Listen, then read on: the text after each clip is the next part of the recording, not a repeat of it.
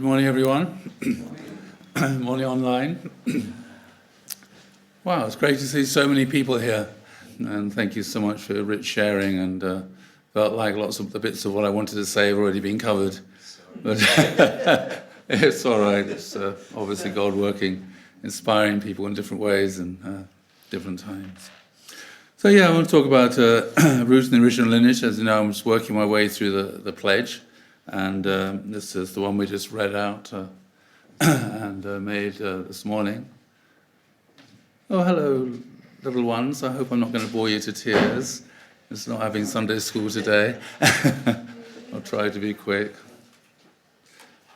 Our family, the owner, children of God, pledges through living for the sake of others to perfect the world based on the culture of heart, which is rooted in the original lineage by centering on true love. So we talk a lot about lineage.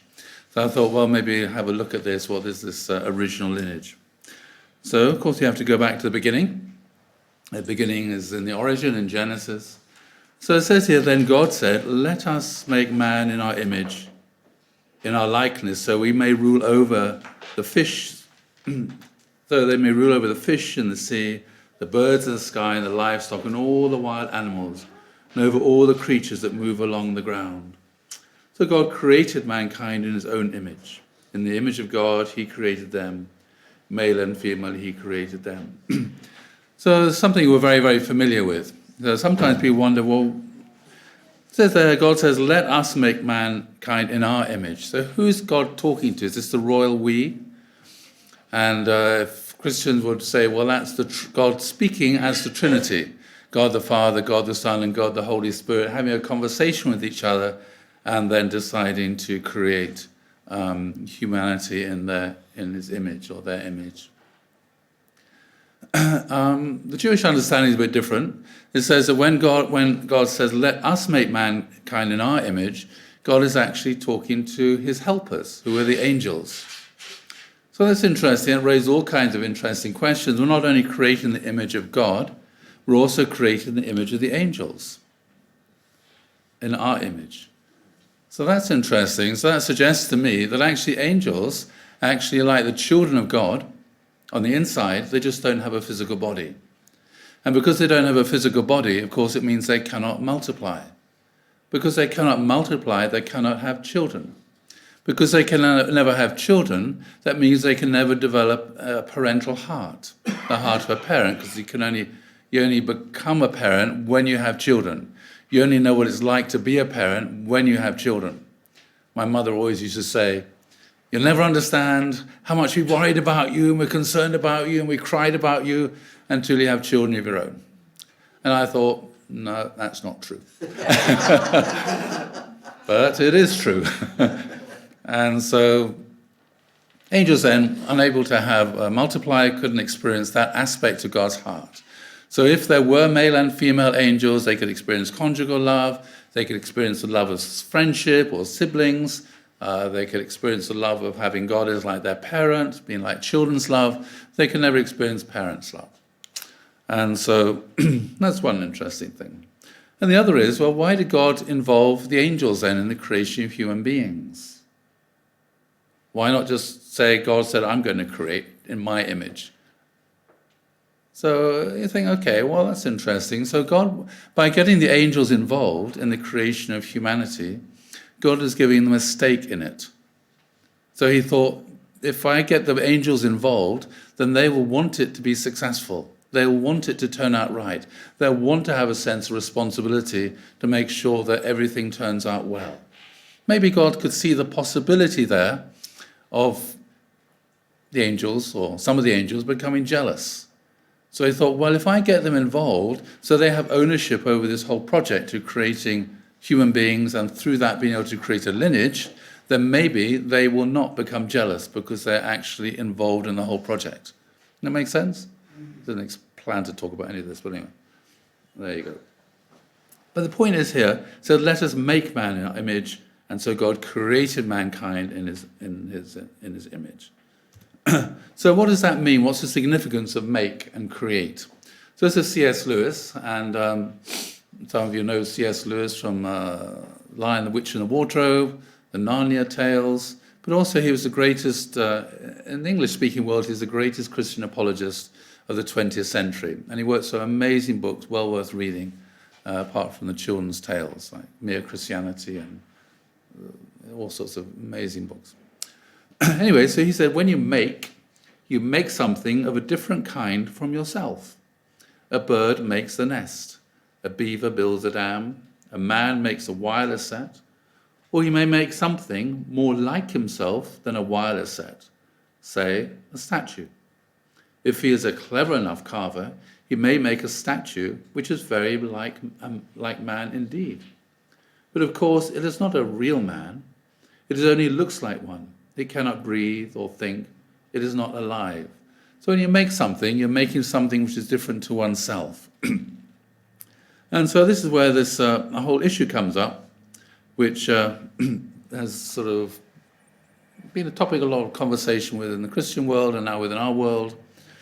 So again, this is C.S. Lewis. He said, we don't use the word begetting or begotten much in modern English. But if you read the Bible, and my wife has been reading the Old Testament recently with Rosemary and a little Bible study group, and you read it, there's a lot of begetting going on. So-and-so begat, so-and-so begat, so-and-so begat, so-and-so begat, so-and-so. The word occurs over and over again. Yeah? So what does this word mean, to beget? But everyone still knows what they mean. Begetting and begotten. To beget is to become the father of. To create is to make. And the difference is this. When you beget something of the same kind as yourself. A man begets human babies, a beaver begets beavers, and a bird begets eggs, which turn into little birds. So that's the difference between making and begetting. And it's an important distinction, as C.S. Lewis says. Now, that is the first thing to get clear. What God begets is God. Just like what man begets is man. When God creates, what God creates is not God, just as what man makes is not man. That is why men are not sons of God in the sense that Christ is. They may be like God in certain ways, but they're not things in the same kind. They're more like statues or pictures, images of God. So that's this clear distinction here. God begets gods. Okay? So the distinction, important thing here he's saying, is that this is why men are not sons of God in the sense that Christ is. And so that's why, for a Christian point of view, Jesus then is God. Because he's the Son of God in a literal way because God begat him. And that's why you have this whole doctrine of the Trinity. Yeah? And the virgin birth. Jesus didn't have a father. Who was Jesus' father? His mother was a virgin, God was his dad. That's why Jesus then became the second person in the Trinity, the only begotten Son of God. There's no space in the Trinity for anybody else. Okay, so this whole idea of begetting. So anybody here had a good Catholic upbringing? Yeah, remember the Creed? Nicene Creed or Apostles' Creed? I believe in God the Father, maker of heaven and earth. You recited that in the chapel, David, as well. And I believe in Jesus Christ, the only begotten Son of God. Begotten, not created. So it makes this very clear distinction in the creed over and over again, the Christian creed, the Nicene Creed especially, a lot of detail about this. Begotten, not created, to make a distinction there between Jesus and everybody else. So it means only Jesus then can become the Son of God in that way, because he's the second person in the Trinity and nobody else. There's no space for anybody else. So Jesus then is God in the way that no other human being can become Son of God. Does that make sense? So that's why you have this whole thing in the Divine Principle chapter about Christology. So there's a very, very clear distinction there. And, of course, the principal understanding is quite different. So what are we going to do with this then? Created, not begotten. And yet, as we read the Bible, it says God is our Father. So you've got the whole line from Adam downwards. And then in Luke, it's tracing Jesus' lineage all the way back to son of Seth, son of Adam, son of God. So when it says there son of God, it doesn't mean that Adam was begotten of God, because it says in the Bible, God created Adam. God made Adam and Eve. Yeah? So it didn't give birth to Adam and Eve. So that's why Adam and Eve are human beings, they're not gods. And then again, it says over and over again in the Bible, this emphasis upon human beings being the children of God, sons of God. Yet, O Lord, you are our Father, we are the clay, just like God made Adam and Eve out of the dust of the ground.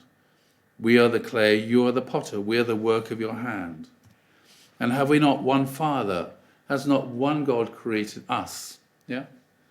And again, as Jesus said, you may know that you may be the children of your Father who's in heaven, who makes the sun to rise on the good and the bad, upon the just and the unjust. So God loves all human beings. Every single human being is God's son, God's daughter, and God loves everybody unconditionally. God doesn't have any favorites in that sense, because they're all God's children, whether they're good, behave well, or they behave badly.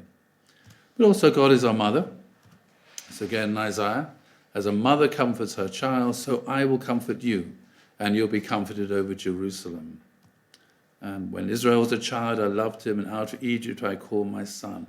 So again, very often in the prophets, you see God presenting himself, describing himself as being a mother, not just a father, but also a mother. But now, like a woman in childbirth, I cry out, I gasp and pant. And again, can a mother forget the baby at her breast, or have no compassion on the child she's born? Though she may forget, I will not forget you. So over and over again, God presents himself as being father and also mother, the heart of a father, but also the heart of a mother. This is all revealed very, very profoundly, very deeply in the prophets. Over and over again, the heart of God as a father, the heart of God as a mother is revealed there over and over again. So what is lineage then? It's descent from a common ancestor, common progenitor.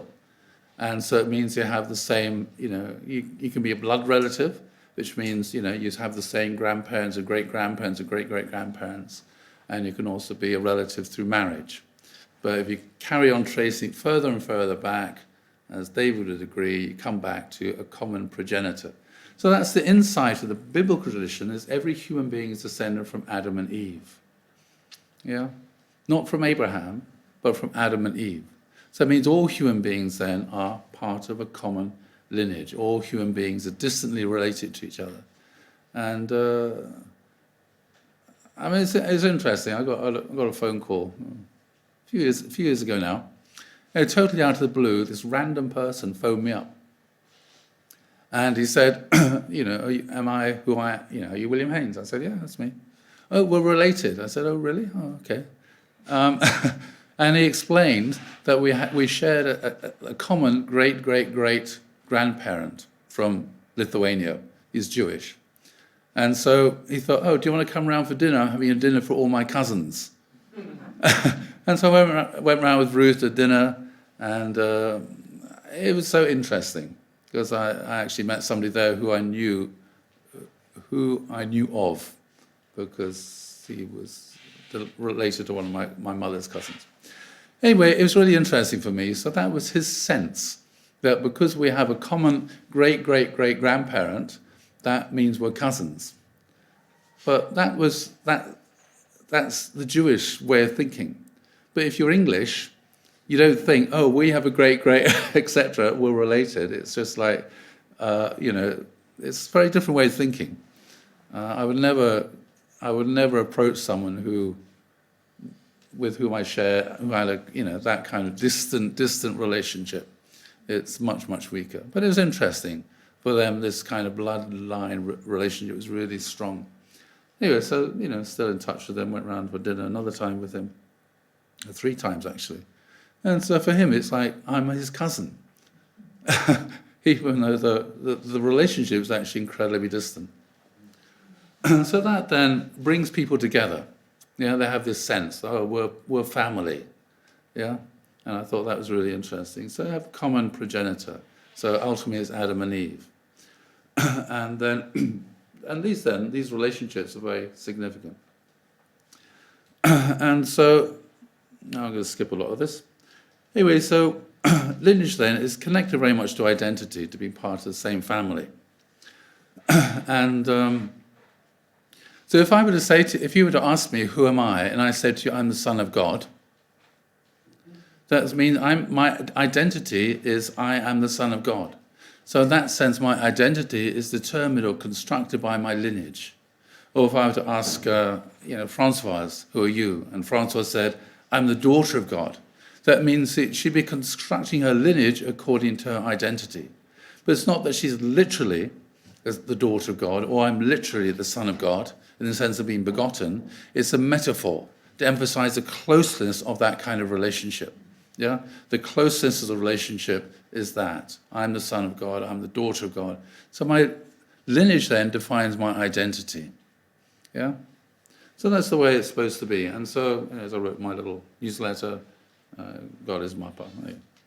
Okay, so Adam and Eve then, although it says they were the son and daughter of God, they weren't begotten by God, they're created by God. But on the inside, they felt, I'm the son of God or I'm the daughter of God. And that's our original lineage, that feeling, I'm the son of God, I'm the daughter of God. That is who I am. And so Jesus then, he had the confidence to say, I'm the Son of God. But how many of us have the confidence to say, I'm the Son of God, I'm the daughter of God? Yeah, often we feel a bit kind of, I wish I was, but I'm not really. There's a bit of, I'm not, even if I am, I'm not really living up to that title. You know what I mean? I'm not living up to the title of being the son or daughter of God, so I don't really feel able to just proudly proclaim, I'm the Son of God or I'm the daughter of God. But Jesus was able to do that because he felt the depths of his being and every cell of his body. He felt God's love. He felt, God is my parent, God is my father. Yeah? And he wouldn't deny that, even at the risk of his life. He would not deny that. That was who he was. And he lived that way of life. He lived that kind of life. Yeah? He never deviated from that absolute commitment based upon knowing who he was. He's the Son of God and he's going to live that life. Yeah?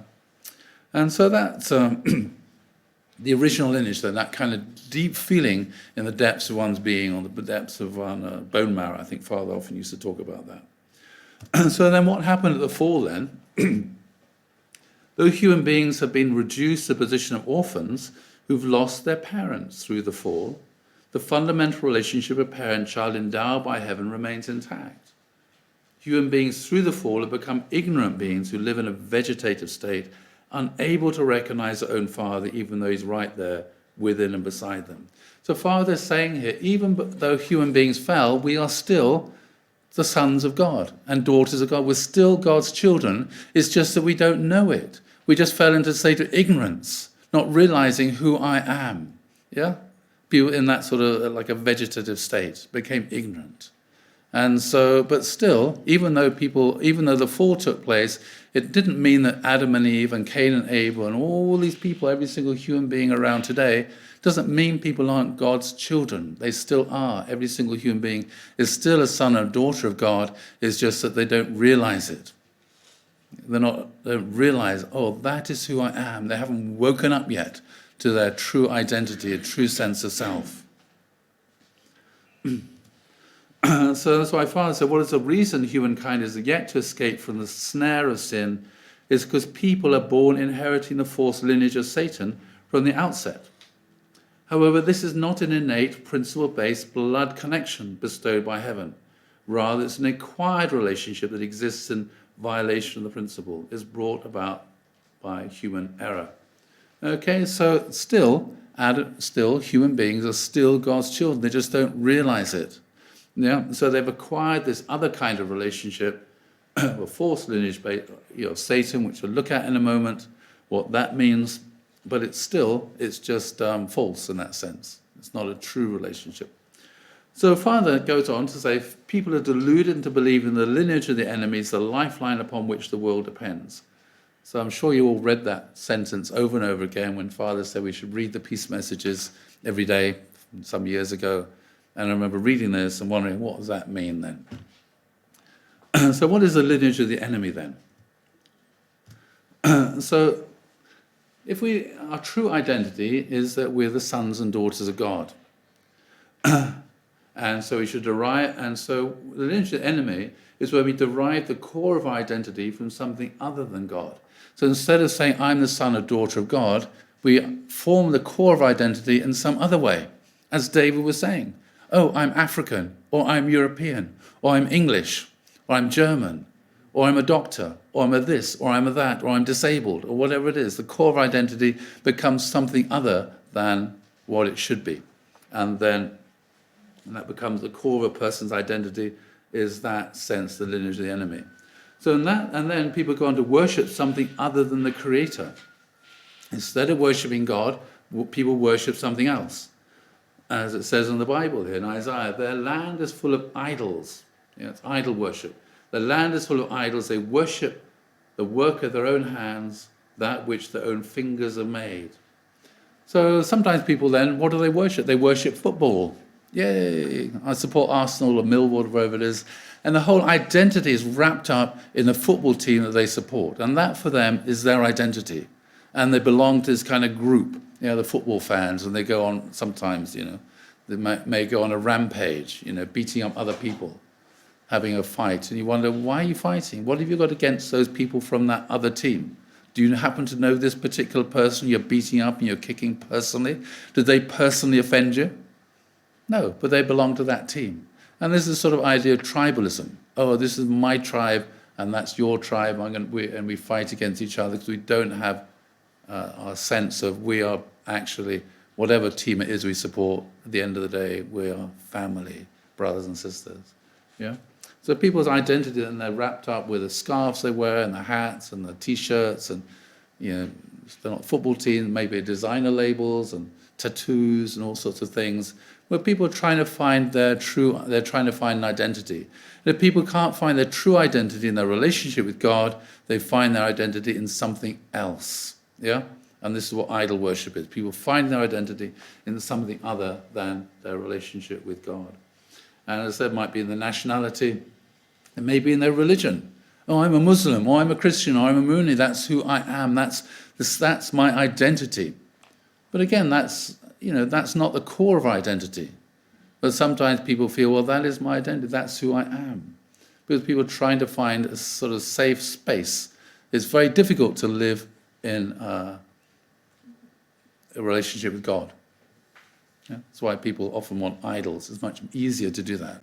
That's why actually God gave people the tabernacle I was talking to Anne about, because it's so difficult to worship an invisible God. So it's easier to build a tabernacle which you can revolve around, or a temple which everything can revolve around. Well, that's not the way it's supposed to be. And then sometimes the book, people get really upset. You're burning this book, the Quran, for example. It's like, well, that becomes an idol, yeah, as well, or a person. People wrapped up, their identities wrapped up in a relationship with a particular person. Oh, you mustn't draw pictures of this person, and if you do, then I'm going to kill you. What's that about? Is that about religion, when people go around killing each other because they're offended because someone's mistreated a book that they themselves happen to value very highly? Yeah, it's not the way it's supposed to be. That's, again, it's a form of idol worship. That people who do this are idolaters.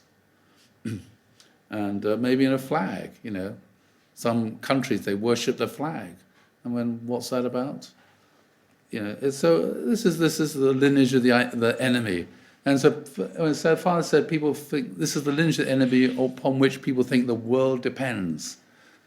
So if you happen to follow a particular football team and it wins, life is good. If you follow a particular football team and it loses, oh, that's the end of the world, that's a total disaster. And during the age of factories, people who, a lot of these football teams, they were formed of factory workers, yeah, and each town or city had its own football team, and then the people who owned the factories, the businessmen, they realised if their local football team won, then people came to work really happy and inspired, and they worked much harder in the factory. If, on the other hand, their football team was doing really badly, they came to work really down and depressed, and they didn't work as hard. And so the profits went down. So that's why local businessmen started to think, well, let's invest in our football team. So it's a good investment to make sure our football team does well, and then everybody will be happy, and the town will be happy, and the people will come and work harder, etc., etc. Because if people feel the lifeline of the enemy is upon what the world depends. And it's the same to do not just football teams, my country, or this or that or the other. People go up and down based upon that. One of the things I noticed about Father, he was never like that. Father's so absolutely stable. So as Father said, in God's sight, skin color makes no difference. As David was saying, God does not recognize national borders. God does not stand behind the barriers of religion and culture. They're nothing more than the devil's tricks. The devil has used them to rule over humanity as a false parent for tens of thousands of years. Okay, so all these things, nationality, religion, they're all part of the false lineage. People find their identity in something superficial, as opposed to finding their true sense of identity in their relationship with God. I'm the son of God, I'm the daughter of God, we're God's children, you're my brother, you're my, or at least you're my cousin, you're my family. That sense which is transcends and goes beyond all these other sort of other categories that people like to make to try to create division. So often when you talk, if you've been witnessing or talk to a Christian, they say, "What do you believe? What do you believe that we don't believe?" Just trying to find out the difference so they can draw the line. And that's often the way that religious people talk to each other, trying to find the differences so they can draw the line, they can draw the boundaries clearly. Well, that's as Father said, these are all false things, devil's tricks. So the second commandment then, which is all about idol worship, thou shalt not make unto thee any graven image. It goes on about that. Thou shalt not bow down thyself to them. So, you shouldn't worship your religion or a book or a person, all these things. For I, the Lord your God, am a jealous God. Now that's interesting. I'll look at that. I, the Lord your God, am a jealous God. Sometimes you think, well, that's the old God of the Old Testament is jealous, and jealousy is bad. And that's one long critique of that. Visiting the iniquity of the fathers upon the children unto the third and fourth generation of them that hate me, and show mercy unto thousands of them, 1,000 generations of them that love me and keep my commandments. So what is jealousy then? Jealousy is a result or fear of losing someone or something that one is attached to or possesses that one believes one deserves to another person, e.g. the transfer of a lover's affections. So if your wife goes out with somebody else and starts dating them and you don't feel jealous, what does that mean? You didn't love your wife. It means what? You don't care. Your love was not there. Yeah, that's right. You don't love your wife. It means you don't care. Actually, jealousy is a byproduct of love, as it says in the principle. If there's a lot of love there and you feel that relationship, then if someone starts doing something and giving love that you believe you should deserve to another person, then you feel jealous. And children sometimes feel jealous. If another child or one of their brother or sister gets something they believe that they deserve, that they ought to have, then they feel jealous. Receiving love, someone receives love that you think you ought to be receiving, you deserve it. So when it says that God is a jealous God, God is our creator. God made us. God created us. And so naturally, just in the same way that children love and worship and adore their parents, and if your children start loving and adoring somebody else in that way, then of course you feel this is something wrong about this. And this is what goes on with pedophiles. It drives, when a pedophile comes along and takes away, and seduces, usually it's a girl, and then the parents are tearing their hair out. Because the love which that the child ought to be giving to them, that they should have by right, is being given to this other person, and that's it's very, very painful, unbelievably. And so that's what happened at the fall then. Really painful for God. And so God is a jealous God, because when people start worshipping idols, giving the love that ought to be given to God to something else. Not only is it a disaster for human beings, but actually it's really painful for God. And so that's why I have this understanding of faithfulness. So we talk about faith, and we think, well, that's about belief. That's my religion. But that's nothing to do with it. And faithfulness in marriage is you're faithful to the person to whom you're married. And it's the same, faithful to God is you're faithful to God, the creator, the parent. Yeah, you don't give that relationship, that love and that worship and sense of value to someone or something else. So being faithful to God and faithful to the spouse are the same kind of thing. That's why the same word is used. So what's going on then? When we talk about change of lineage, what we're talking about here is a change of identity. Therefore, all human beings belong to the fallen lineage, regardless of who they may be. And they must, without exception, be born again through the conversion lineage. It's the only way to restoring into the original intended blood relationship bequeathed to us by God. So when it talks about a blood relationship, again, this is a metaphor. Has God got blood? Literally, has God got blood? No. God is pure spirit. God doesn't have a physical body. God hasn't got any flesh. So when it talks about here blood relationship, this is a metaphor.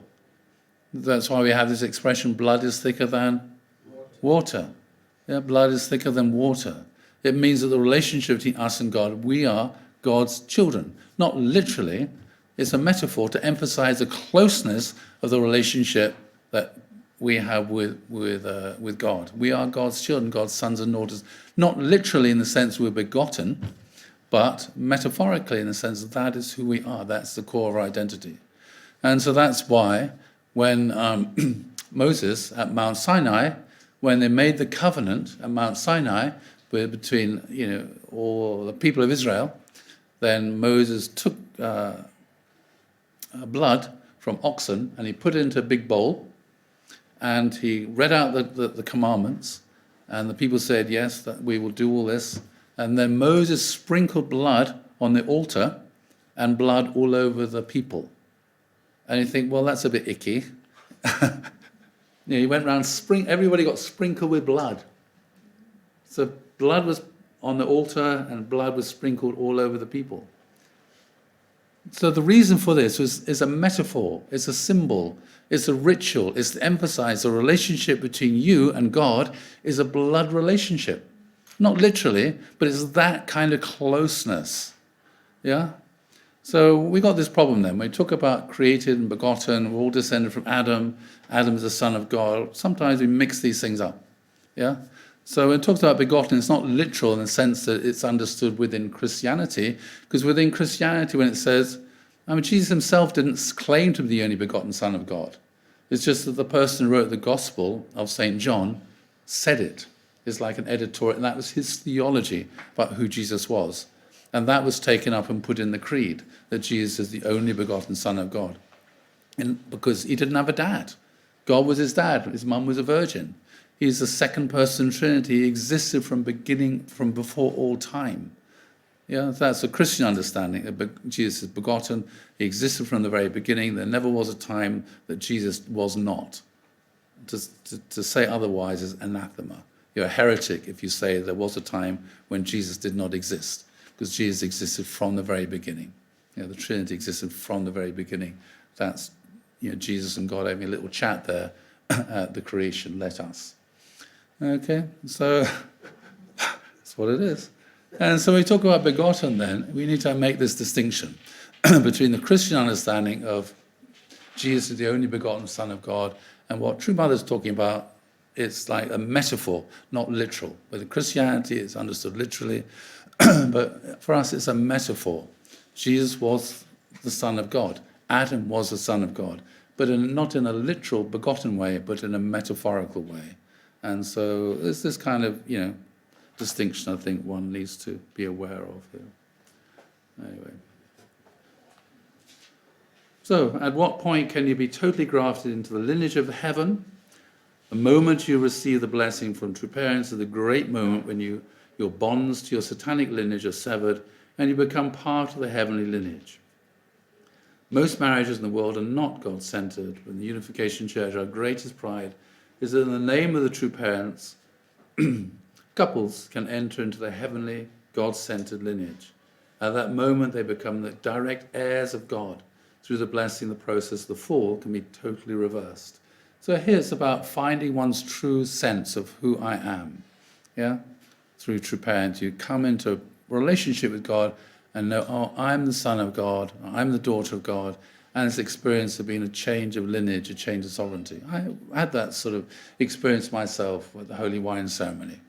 It was just in Camberg. I was standing there waiting for the Holy Wine to come round, and suddenly all these thoughts come into my head. You're crazy, you're mad, you've got no idea who this person is you're just about to get engaged to. You better run out of here before it's too late. And all these thoughts came into my head. You know, it's a plague of like flies around with all these kind of thoughts. I must be crazy, I must be mad, got to run out of here, get out of, etc., etc. And I decided, no, I'm going to stay. And then, you know, the wine came around, my wife took half, I passed it to me, I drank half and gave it back. And at that moment, suddenly this whole thing changed. And suddenly I felt connected to the universe. I felt I was connected to eternity. I felt my lineage had changed. Yeah? And it's not literal, but it's metaphorical. Something deep changed within myself. And it's that... Is it spiritual as opposed to metaphorical? No, I mean, the wine is a metaphor. I mean, it's real, but it's a metaphor, but it's real. To say it's a blood lineage, that's a metaphor to express how close and deep that connection is. All the language we use metaphors to describe things. So it's not symbolic in the sense of, meaningless, but it's a metaphor in the sense of real, but invisible. Just because it's invisible doesn't mean it's not real. So anyway, so I went through that and I felt, really now something deep within me has changed. Now I've entered, transfer from, this is again another metaphor, Satan's sovereignty to God's sovereignty, yeah? Lots of words you can use. There's a real experience that I had, and there are all kinds of words or language that one can use to try to describe something ultimately indescribable. So that's why we use that's what I mean by using metaphors. You're trying to find the language to describe something which is indescribable. It's real, but how do you describe it? That's why people often end up talking in poetry, because they're trying to put into words something which is impossible to put into words in that sense. But just because of that doesn't mean it's not real. It's real, but we use metaphors to try to make sense of what it is that's going on. Problem comes, of course, when people start to think the metaphor is real, as opposed to it's just a metaphor to try to describe it. Okay, I'm sure I've talked for more than enough time here, and sure you don't agree with everything I've said. If that's the case, that's just good, because it's something to think about. So I'm not sure when anyway, I'll see you in a couple of weeks' time, God willing. But then, as Chris mentioned, I'm going in for a little bit of an operation. Open up my chest, take out a tumour, put me back together again. So I'll be out of circulation for a bit. God willing, I'll be back again. I've still got one more pledge to go, number 8. So God's got to keep me alive for at least one more sermon. So thank you all very much, and have a wonderful week. Thank you.